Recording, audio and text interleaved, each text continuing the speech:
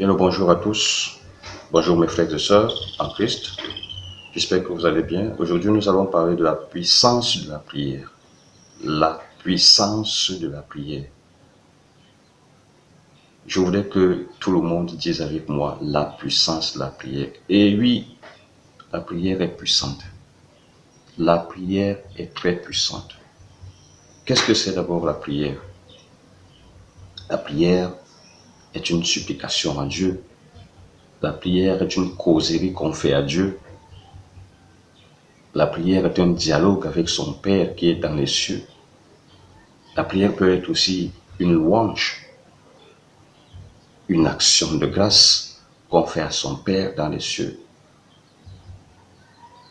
La prière est tout ce qui est bien, tout ce qui est doux. La prière est tout ce qui conduit au bonheur de l'être. Parce que lorsque tu communiques avec ton Père qui est dans les cieux, tu es dans la joie. Et aujourd'hui, nous voyons ce que c'est que la puissance de la prière. Parlant de la puissance de la prière, quelles sont les prières les plus puissantes? Eh bien, mes frères et sœurs, j'aimerais vous apprendre que toutes les prières sont puissantes. Toutes les prières sont puissantes. Toutes. Aucune prière n'est faible. Aucune prière n'est petite. Aucune prière n'est à négliger. Toutes les prières sont puissantes. Mais c'est toi qui dois rendre cette petite prière, aussi petite prière, soit-elle aussi puissante. Parce que il y a des moments où, lorsque vous n'êtes pas disposé, que vous ayez récité tout un rosaire, que vous ayez fait n'importe quelle prière puissante du monde entier, alors il va s'avérer que votre prière est nulle. Alors, quelles sont les conditions qu'il faut réunir pour qu'une prière soit puissante? Il y en a, je vais vous étaler quelques-unes. Elles sont nombreuses. Mais tout d'abord, sachez que on ne peut pas avoir ou bien faire une prière puissante, élever une puissante prière lorsqu'on n'est pas en état de grâce. Il faut avoir un esprit saint dans un corps saint pour que votre prière s'élève vers le Père, pour que votre prière transperce les cimes des cieux, pour que votre prière fasse vibrer, n'est-ce pas, les cimes de ce ciel où notre Seigneur loge, pour que notre prière fasse bouger, voire même déraciner des arbres, comme le Seigneur nous le disait, notamment à ses disciples, que eux aussi seront capables de prier, de faire des miracles comme lui. Ils seront même capables de dire à la montagne, déplace-toi, et la montagne se déplacera. Mais avant que cela ne puisse réussir, il va falloir réunir beaucoup de conditions. Alors, en dehors du fait que vous ayez un esprit saint dans un corps saint, il faut savoir choisir son lieu de prière. N'allez pas prier dans un marché où vous serez certainement distrait. Bon nombre peuvent le réussir. Certains peuvent le réussir parce qu'ils sont déjà assez avancés dans la prière, parce qu'ils savent maîtriser leur corps, ils savent maîtriser leur cœur, ils savent se maîtriser en fait. alors ils peuvent prier n'importe où. Mais toi qui es débutant, toi qui es, je dirais, néophyte, le Seigneur Jésus t'a laissé une méthode. Et cette méthode, il la dévoile dans Matthieu chapitre 6, verset 6. Quand il faut prier, entre dans ta chambre, concentre-toi et parle à ton Père qui est dans les cieux. Et ton Père qui est dans les cieux écoutera ce que tu diras et il te le revaudra. La chambre n'est pas synonyme seulement de votre chambre à coucher, n'est pas synonyme d'un endroit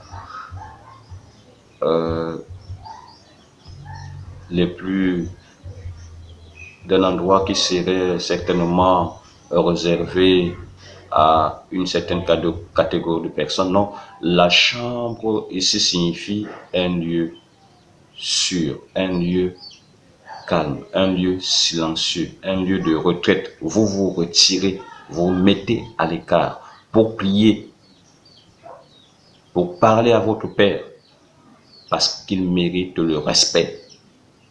C'est pour cela qu'il faut être dans le silence. L'autre chose que je devrais vous dire, pour que votre prière soit forte, puissante, quand vous vous mettez en prière, évitez les distractions. Évitez de penser à toute perversité. Disposez votre esprit à accueillir Dieu dans votre être. Disposez votre esprit à accueillir Dieu dans votre être. Parce que pendant que vous priez, votre invité, c'est Dieu. Pendant que vous priez, vous devez vous réserver un calme, un silence qui laisse le Seigneur, qui amène le Seigneur à vous écouter. Figurez-vous que sur le mont Horeb, Élie n'a pas trouvé le Seigneur dans le bruit, mais dans une brise légère. Une brise légère. C'est dans une brise légère que le Seigneur s'est retrouvé, et non pas dans le vacarme. Lorsque vous avez fait silence dans votre cœur, je sais c'est difficile, mais c'est un exercice. Maintenant, faites votre examen de conscience. Faites votre examen de conscience et présentez au Seigneur vos péchés. Dites Seigneur, j'ai péché, pardonne-moi.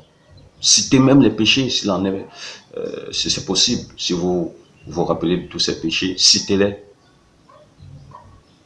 À la suite de cela, vous pourrez commencer la prière. Mais avant, je voudrais mentionner que ceux qui auraient commis des péchés mortels et qui sont validement baptisés dans l'Église catholique et qui reçoivent des sacrements, après ce type de péché, doivent d'abord se confesser chez un prêtre. Je dis bien se confesser chez un prêtre. Pendant votre prière, vous pouvez choisir de vous mortifier, c'est-à-dire de jeûner, de vous priver de certaines choses. C'est ça qu'on appelle la mortification. Et mettez la foi en œuvre. C'est-à-dire, ayez confiance en Dieu. Ayez confiance en Dieu.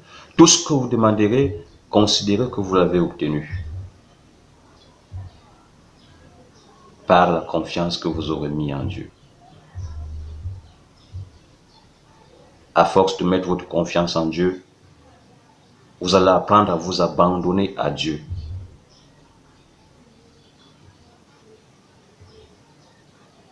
À force de vous abandonner à Dieu, vous obtiendrez la foi. Parce que la foi se cultive. La foi ne s'achète pas.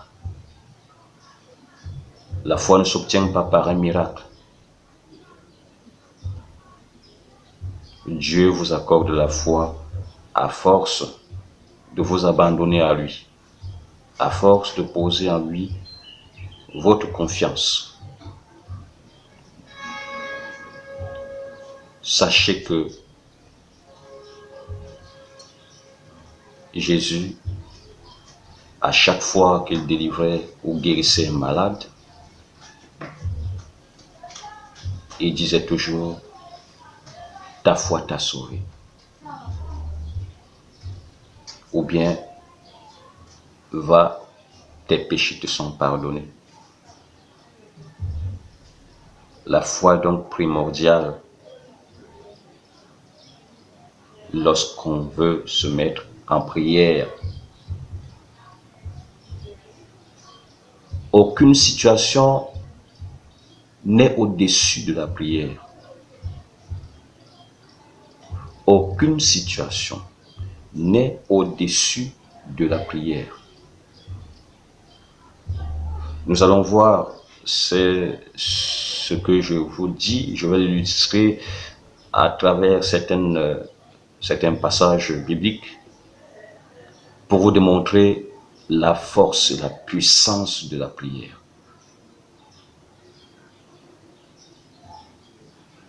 Je vais vous démontrer que la prière déracine même les baobabs.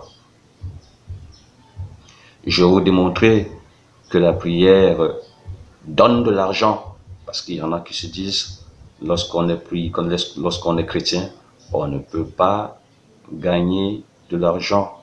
On entend assez souvent dire, ah, vous voulez montrer que vous priez, alors vous allez manger de votre prière.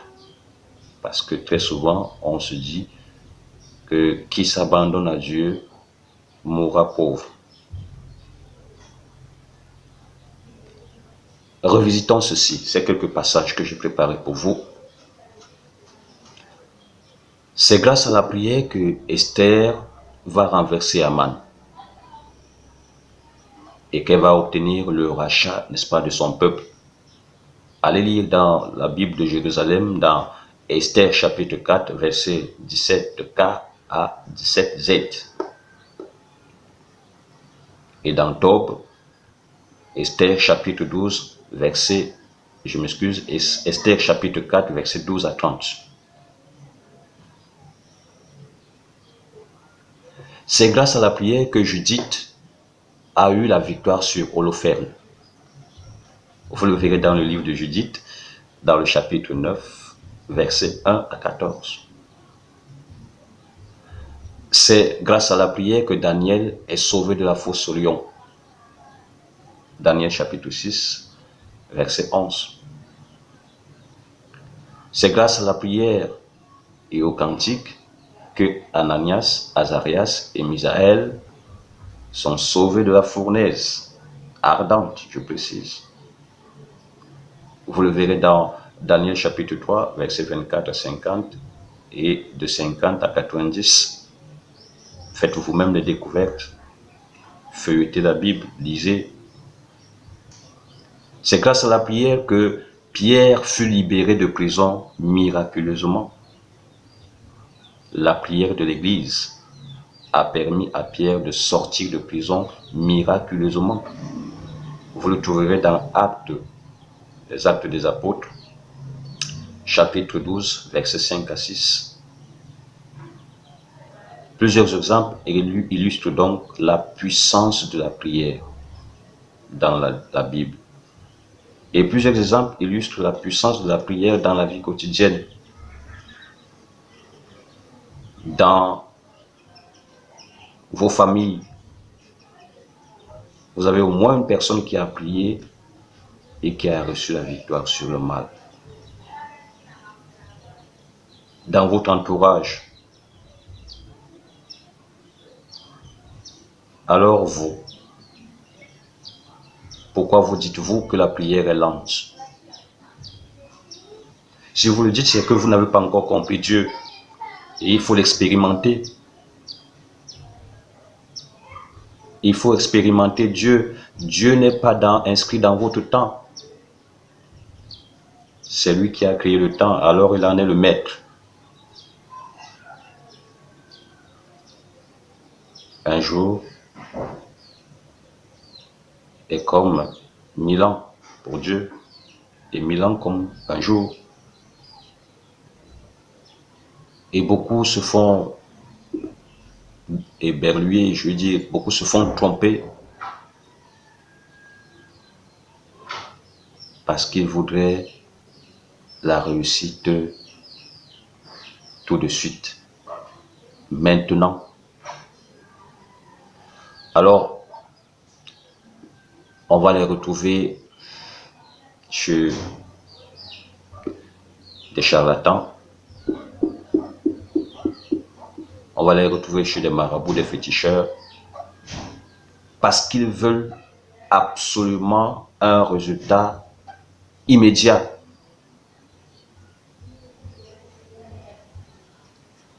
On va également les retrouver dans plusieurs milieux secrets parce qu'on veut la réussite à tout prix et à tous les prix. Mais malgré tout ça, où est la paix du cœur? Lorsque vous avez obtenu ce que vous voulez, pourquoi vivez-vous toujours dans la peur? La peur de tout, je précise. Pourquoi voulez-vous toujours vivre sous condition?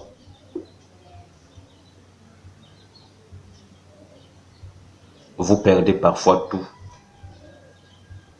Les sentiments même les sentiments, vous les perdez. Vous perdez même ce qui vous est nécessaire, ce qui vous est intime. Au prix de quoi? Au prix du mensonge. Beaucoup sont des menteurs là dehors et vous piègent. Au prix de la réussite, au prix du succès, on perd tout. Au prix de la gloire, on perd tout. Au prix du pouvoir, on perd tout. Et on est malheureux à la suite. Et on panique de tout à la suite. Pourquoi? Parce que on a mis sa confiance en l'homme. Pourquoi? Parce que on a mis sa confiance dans celui que le Christ appelle le père des mensonges. Bien, le père du menteur.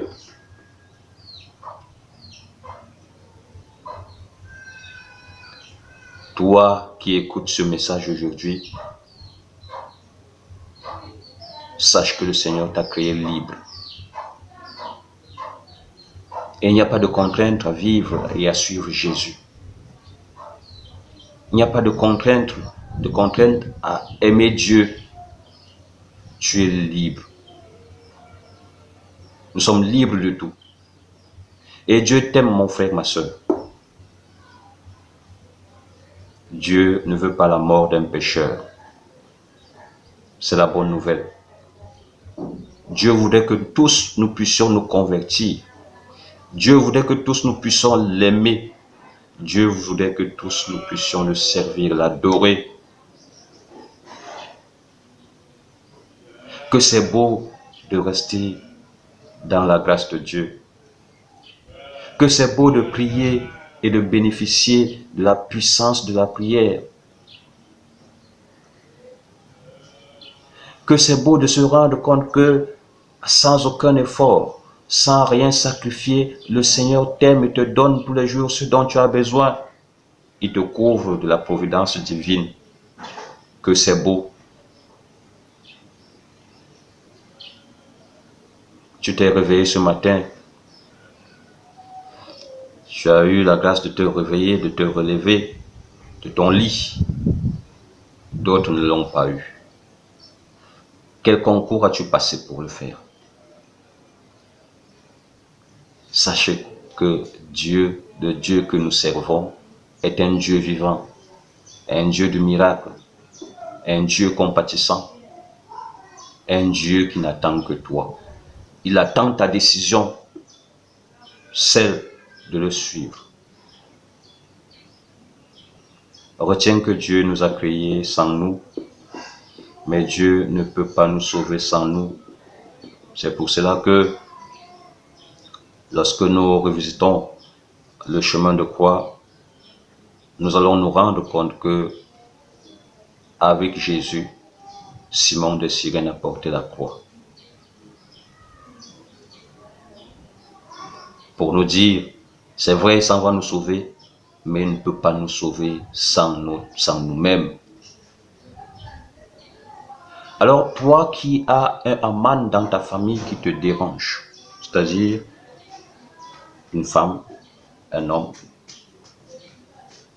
qui a juré de te tuer, qui a juré de faire de toi un nulard, qui a juré de faire de toi un ivrogne, qui a juré de faire de toi une prostituée, qui a juré de faire de toi un moins que rien, mon frère, ma soeur, prie et tu verras la gloire de Dieu. Toi qui es sur la braise, parce que le village a décidé de te nuire, parce qu'ils ont dit, dans ton foyer, jamais tu n'auras de prospérité, tu n'auras de paix, tu n'auras d'enfants. Parce qu'ils ont dit, ton mari te haïra. Parce qu'ils ont dit que ce mariage finira avant d'avoir fait 1 an, 2 ans, 3 ans. Mon frère, ma soeur, prie et tu verras la gloire de Dieu. Toi qui as perdu ton emploi et qui es prêt à te livrer aux mains des vautours, parce qu'absolument tu voudrais préserver ta famille de l'envie, de l'ennui, du manque de moyens financiers. Mon frère, mets-toi à genoux devant ton Père qui est aux cieux et prie. Toi qui ont fait des promesses de jour et de nuit, des promesses de mariage qui n'aboutissent pas, des promesses d'argent qu'on ne voit jamais, des promesses de voyage qui jamais ne se réalisent. Mon frère, ma soeur, prie seulement et tu verras la gloire de Dieu. Toi qui as des problèmes de tout genre, il n'y a aucun problème qui soit au-dessus de la prière. Cesse d'aller de maison lugubre en maison lugubre. Cesse de passer de maison ténébreuse en maison ténébreuse. Viens à la lumière. La lumière, c'est Jésus. La lumière, c'est Dieu. Figurez-vous que lorsqu'il dit dans la Genèse, livre de la Genèse, il dit que la lumière soit et la lumière fut.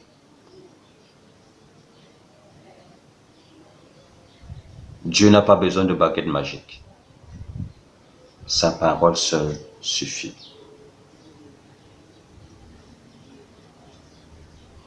La grâce de Dieu te suffit. La grâce de Dieu te suffit largement. Tu n'as pas besoin d'aller donner ta lumière ailleurs. parce que tu es une étoile. Et cette étoile est convoitée. Préserve ton étoile. Préserve ta vie. Préserve ton honneur. Préserve ta dignité.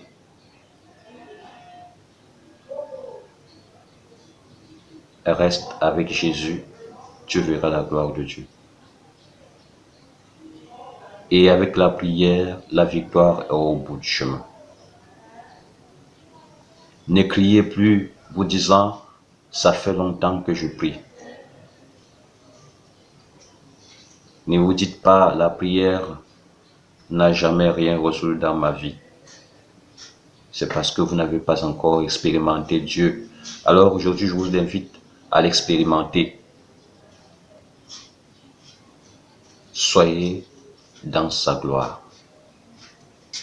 Vivez dans sa victoire. Et soyez les bénéficiaires de la providence divine au quotidien.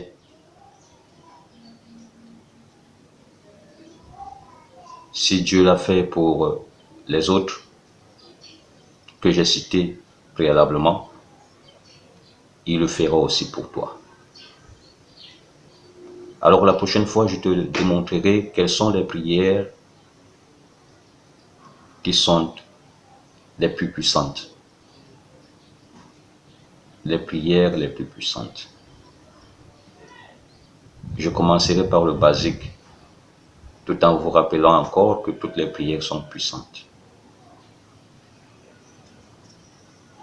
Et ceux qui parmi vous éprouvent certaines difficultés, je vous invite à laisser en commentaire plus bas tout ce qui vous chagrine et je vous aiderai certainement en vous apportant des conseils,